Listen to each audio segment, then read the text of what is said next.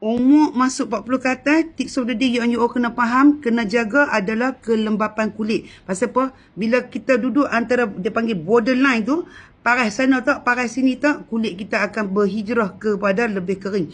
Yang tu dia panggil punca menjemput jeragat sambak kat pipi kita. Dia tak payah nak bubuh kapet merah, tetapi dia akan mai nyo melekat kat pipi kita. So nak mengelakkan tu, antara produk yang saya beritahu kat follower saya, yang saya share dah video dah sampai meledak dah, iaitu cari produk yang mampu milik. Okey, produk yang kalau kita pakai ke kulit kita, dia juga tahan semula jadi, ada kelulusan dan paling penting berkesan. Ni adalah produk yang saya beritahu itu. Saya pakai dia pada bulan tahun lepas masa event dekat kulit, pasal muka saya kena jeragat pasal sana pak nak yang hamat.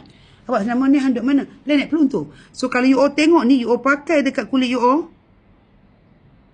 Okey, fokus dekat area yang betul-betul perlukan. Senang macam ni lagi kata, awak tak buka muka. Nak ringan nak buka lutut. Nampak?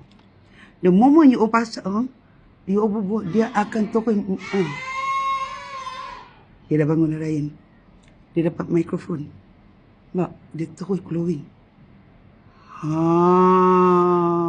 Nak kulit yang macam ni, you all tak payah nak spend mahal-mahal.